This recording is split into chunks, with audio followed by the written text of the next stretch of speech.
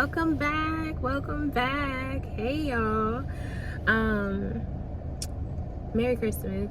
How are y'all doing? I hope that you're having a very, very Merry Christmas, and if not, I am praying for your peace and your comfort and the love of God to just surround you and fulfill you in your spirit. But Merry Christmas, everybody. Look at the sun, okay?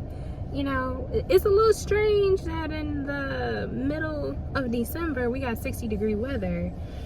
I would expect like around this time to be a little bundled up, but I don't mind this. Anyway, let me jump right into this video. So just like this video is titled, this is basically talking about why I ghosted on social media.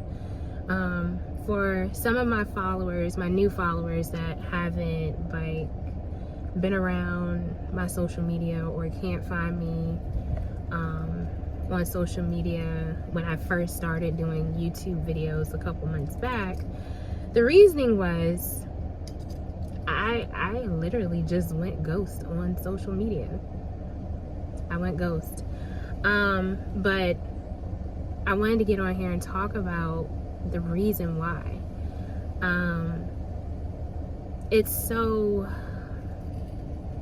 I feel like this is something that everybody experiences, and that at least from what I've experienced, everybody talks in like smaller groups, but there isn't really, maybe I'm just missing it, but I haven't seen like a big platform talking about it.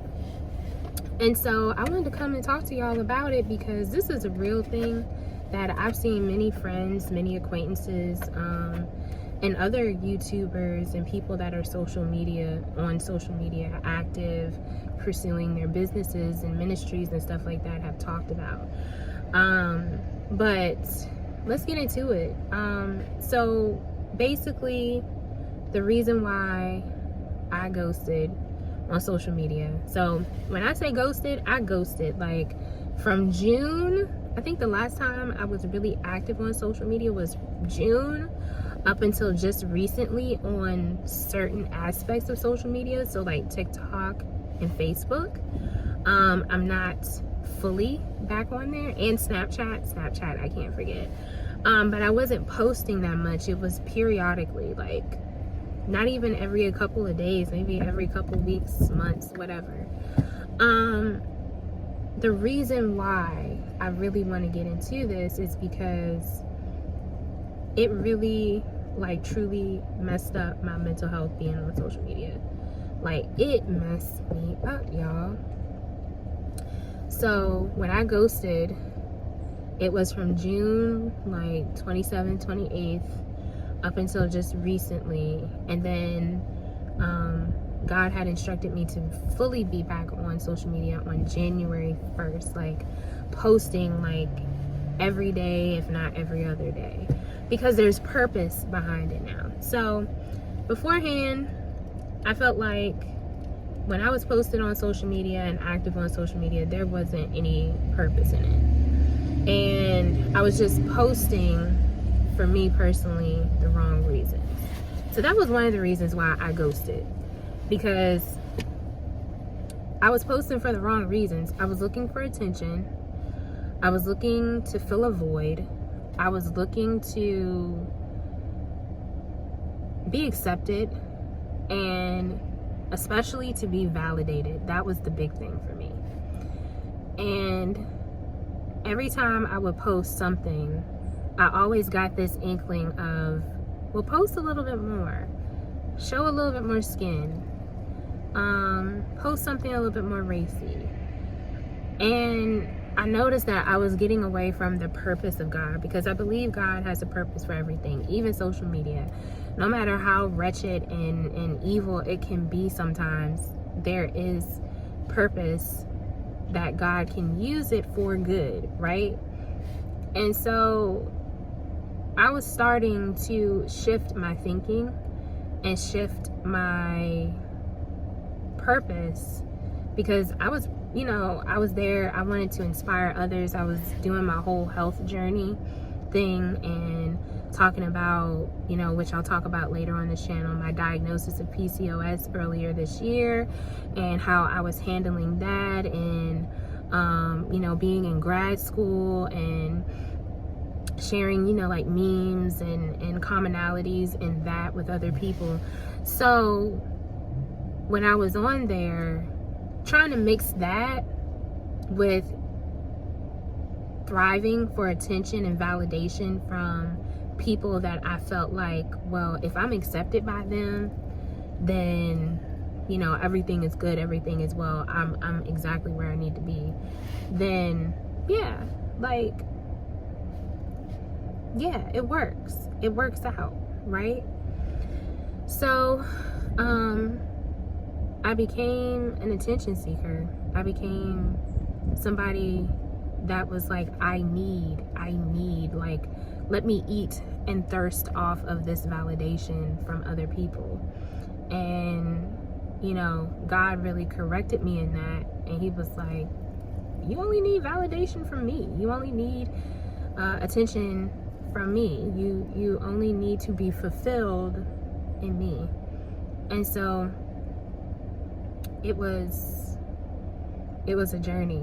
That's when I realized, I was like, I think I need to, at least I think I need to get off social media. My second reason is I became bitter.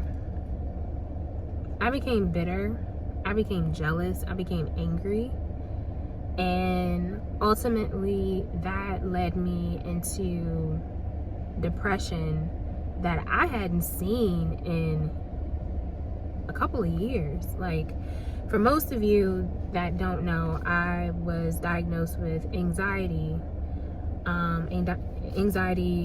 like panic attacks, anxiety attacks, when I was 14. I never was put on medication because my doctor at the time, he was afraid to put me on medication. So I had to basically learn through the help of my mom and friends and God how to cope with my anxiety. But I never really dealt with it. And then on top of that, I felt like I always had undiagnosed depression.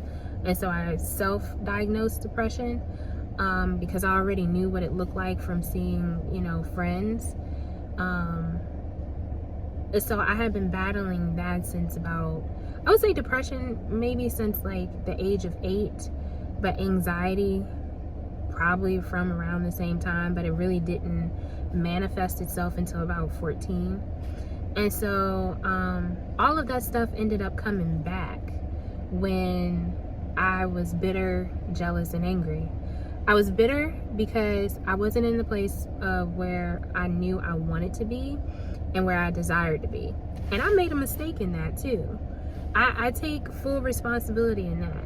When I was bitter, that was my own fault. It wasn't caused by anybody. Nobody did anything. People were just living life. I was bitter because I wasn't living life as successfully as I wanted to live it. But also at the same time, I wasn't like trying to pursue the life that God had called me to pursue, which was to live radically for him to call me to do things that, you know, is outside my norm, outside of my comfort zone. So I was bitter. I was very bitter. And in that, I started to become jealous of a lot of people. And I would confront God and be like, God, why didn't you have me do that? Why didn't you make it that easy for me? Why didn't you help me with that? Like, I don't understand. I don't get it. I don't understand that part. Like, I don't understand. And God was like, but you can. But, you know, it's up to you if you want it. Your own success is measured by what step you're willing to take, and then I'll do the rest. And so I was bitter about that, and I became angry about that because I was like, I shouldn't have to just do this on my own. And that was very ignorant of me, like very, very ignorant of me. And I stayed in that stupor for a while. I decided, you know what? I want to be comfortable. I don't want to have anything unpredictable happen to me. Whatever God has planned for me that is radical and different and out of the norm and all that stuff, I don't want it. I don't want it. And that was such a huge lie. It was such a huge lie because I did want it, but I was fearful of it. I was fearful of my own success. And to be perfectly honest with you, I still kind of am. I'm working on it. At least I'm working towards it, and I'm not sitting in it like I was before, but kind of scared of my own success. But that can be a whole nother video. That's something deep. That's something deep. But I realized that there was a lot of people that were feeling the same way that I was at the same moment. And you know how the saying goes, misery loves company. Yes, it does. Because, one of my former habits was I loved to, and I truly loved to throw myself little pity parties because why not? Like, everybody's feeling sad for me. Everybody wants to help. Everybody wanted, I was getting that attention and that validation void fed. I was getting it fed by people. It was empty, but I was getting fed by it. And so I threw myself a little pity party, crying. Ultimately, the crying turned, and the thoughts and the anger and the jealousy and the bitterness ended up turning into depression. And it all had a turn. It all had a turn. So all of this was happening from, I would say, about April to about mid-June. All of this stuff that I just described was happening from there. And then after that, it took a turn. And so in my recent blog, and I'll put it down in the description box, I talked about when I was on the phone with my friend Kaylin, and me and her were talking about how we felt stuck. And we stayed on the phone for so long just in silence because we were so stuck. We felt so stuck in our own stuff that we didn't have really nothing to say. We didn't know how to get out. There was no resolution. We weren't looking for a resolution. I know personally I could say I wasn't looking for a resolution. I just felt stuck.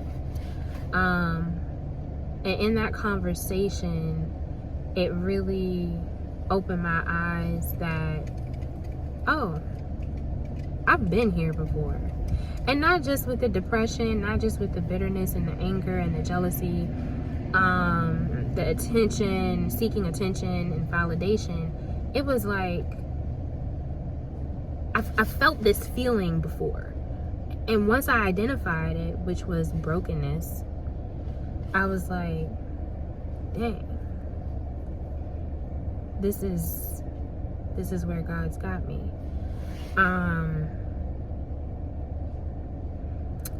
So I knew in that moment when I felt that brokenness that I was like, okay, I gotta do something. I gotta draw near to God because I don't know what else to do.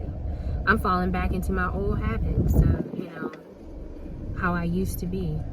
Having no peace, having nothing but anxiety and turmoil and everything, right?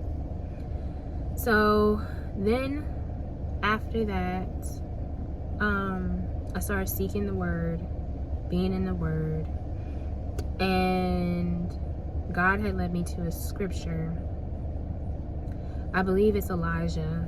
I forgot exactly which scripture it is, but I'll be sure to put it in the description box below. And basically, he had instructed that, you lie on your one side in order to be like a symbolism of what Israel was going through. He was to lay on one side for a certain amount of days, and the number 40 just kind of kept popping out at me, and I was like, God, what are you talking about? You know, like, I was in such a state of confusion, because at the same time the enemy is like, oh, you recognize that you're broken and now you want to go to God? Oh nah, we can't make that happen. We can't make it happen. And so all of that was happening, and I had to seek godly wisdom and godly counsel from my mother. And she was like, God's telling you to do a 40-day fast. And I was like, huh?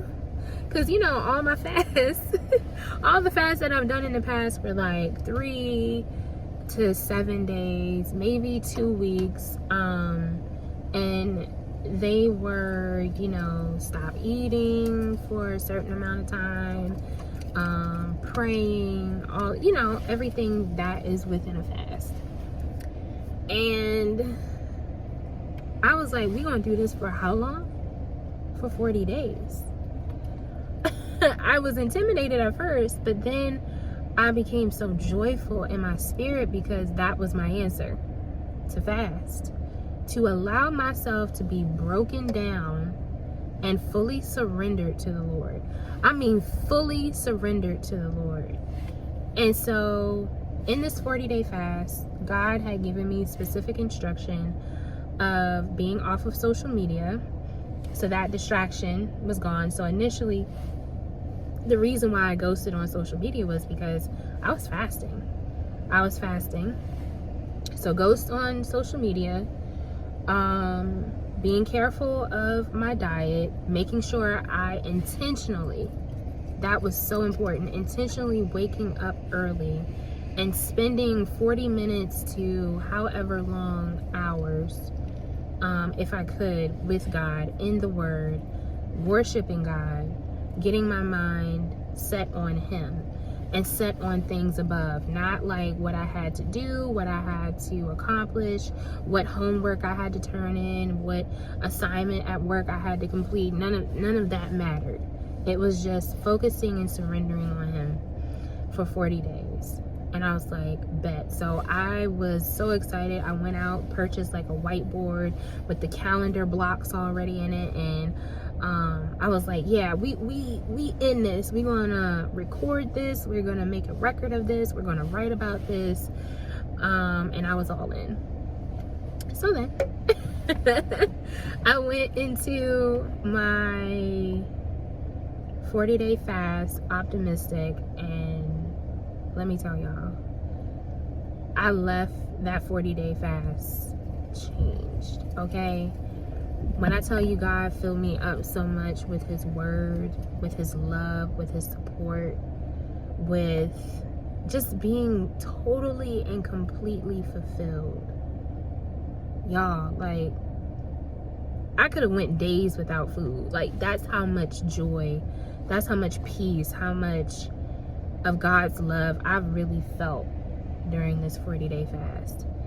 And in the middle of that 40-day fast, I told God, I said, you know, being off social media for this long feels good. I was like, you know, God, I don't think I want to go back. I don't think I want to go back on social media.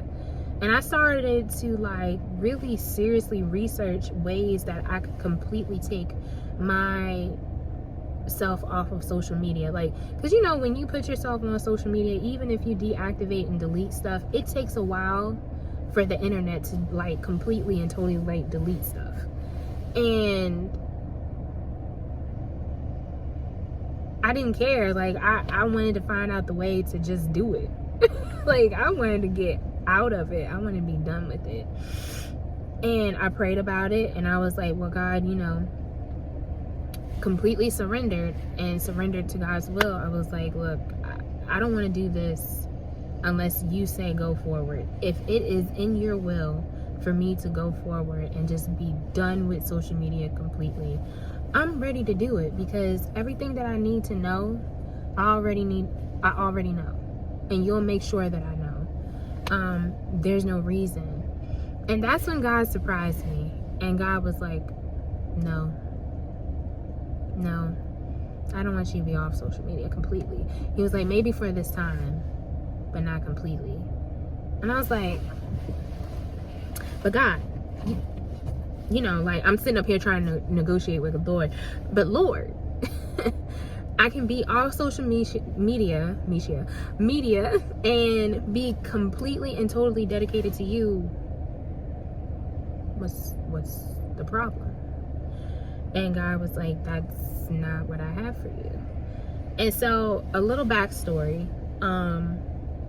God had told me years ago to start doing ministry videos on YouTube. Me being my little scared self, I was like, nah, God, you called me to the wrong ministry. You know how we be just so bold? And I don't mind, like, telling people that I'm so bold to God, because I'm just that bold. Like, God already knows how I'm going to feel anyway, so I might as well tell him. I was like, God, you called me to the wrong ministry, because I'm not supposed to be on no YouTube. And God was like, yes, you are.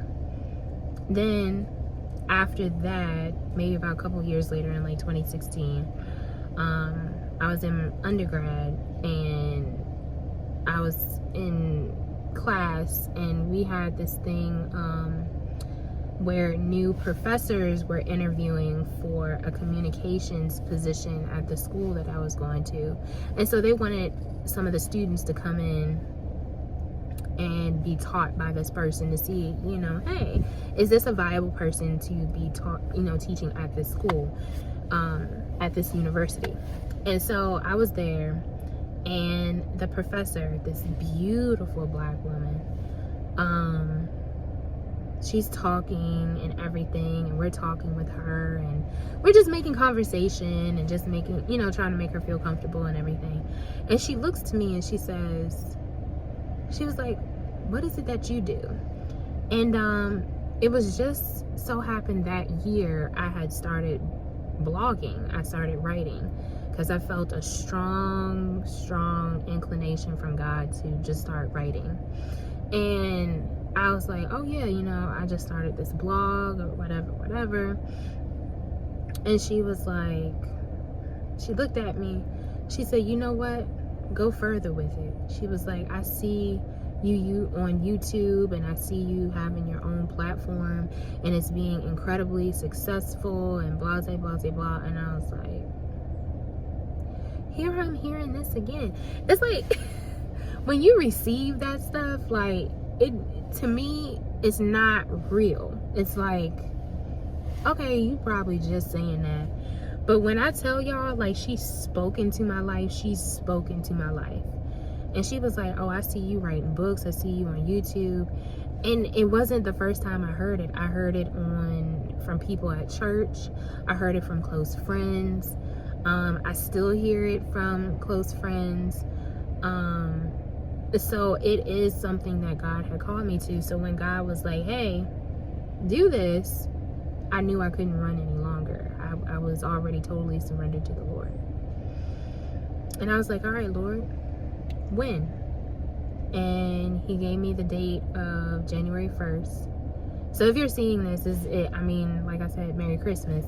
But I'm just doing this and to be in the obedience of the Lord. But he was like, January 1st. Get up and start doing what you're supposed to do. Prepare now, but do what you're supposed to do. And it was from there, that's what it was. But I also asked God to extend time, because I was like, God, you know, I really like the fact of being off of social media.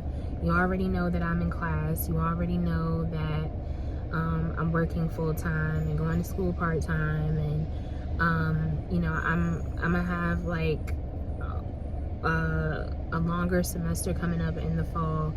Is it okay if it's extended? And God was like, yeah. And specifically, I wanted it extended not just only for that, but also because I was still healing. I knew that if I got on social media and I saw, people, living their lives in the way that I hoped and to desire to live my life, that the jealousy and the anger and possibly the bitterness would creep back in, because there was a heavy level of comparison that was happening, a heavy level.